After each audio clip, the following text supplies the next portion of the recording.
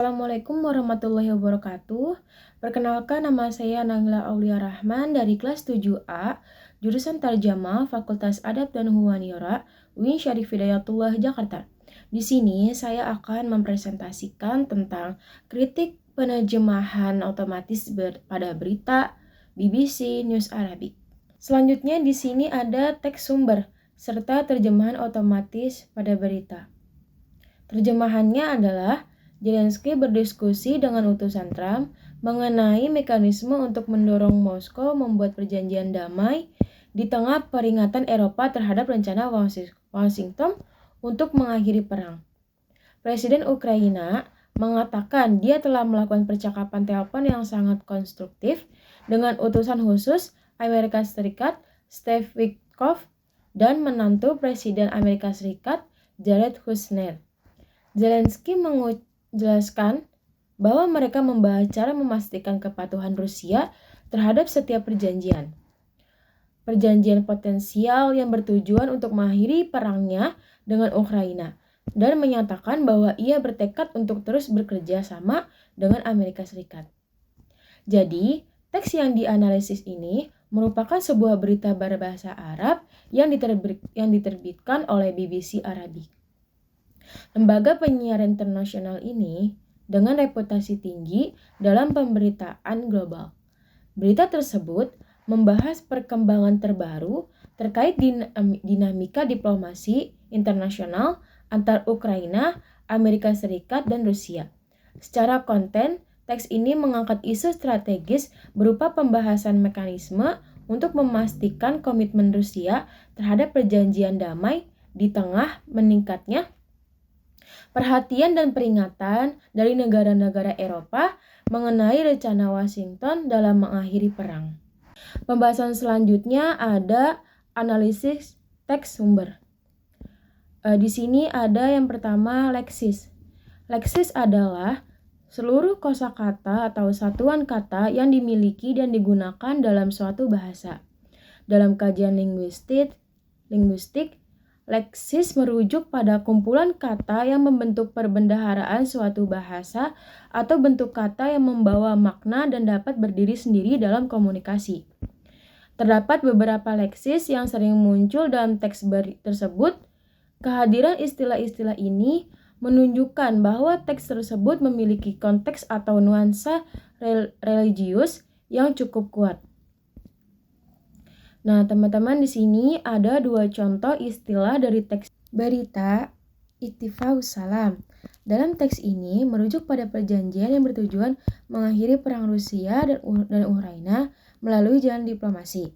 Istilah ini membawa makna yang luas, bukan sekedar sebuah dokumen kesepakatan, tetapi rangkaian proses negosiasi intensif yang melibatkan berbagai pihak internasional.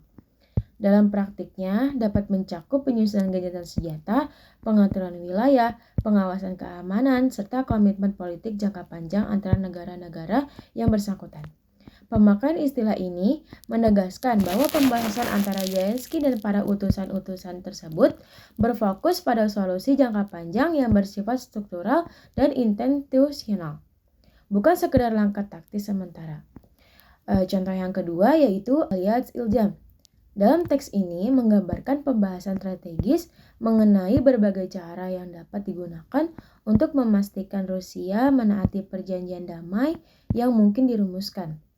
Istilah ini tidak sekedar menunjukkan pada mekanisme administratif, tetapi juga mencakup upaya diplomatik, tekanan politik, hingga langkah-langkah internasional yang dapat diberlakukan terhadap Moskow.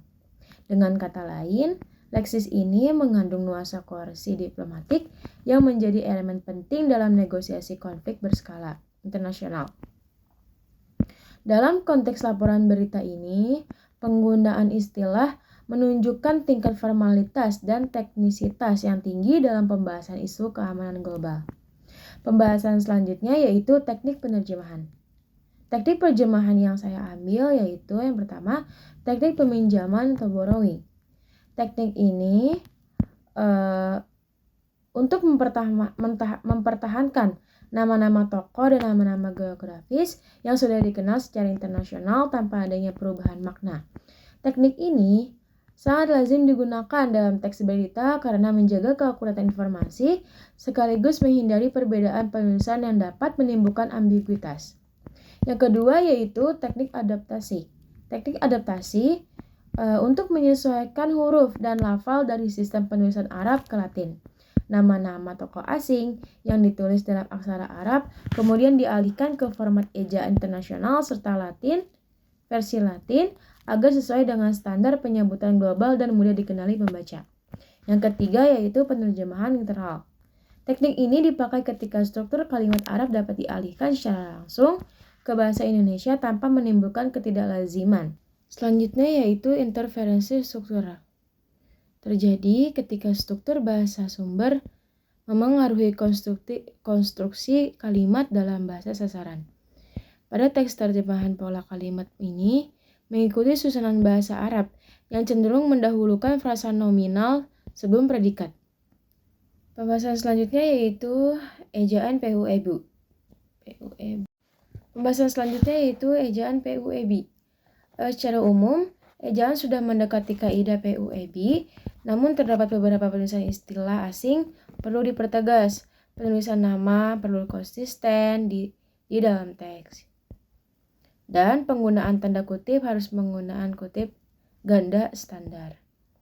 Selanjutnya yaitu register atau tingkat keformalan harus disesuaikan dengan konteks berita politik internasional. Terjemahan otomatis kadang menghasilkan pilihan kata yang terlalu langsung atau kurang diplomatis.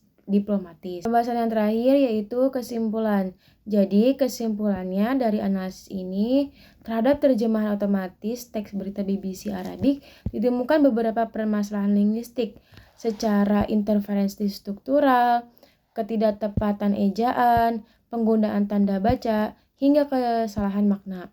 Hal ini menunjukkan bahwa terjemahan mesin meskipun semakin canggih masih memerlukan interferensi manusia untuk memastikan akurasi semantik, kesesuaian register, dan kelugasan struktur kalimat dalam bahasa sasaran.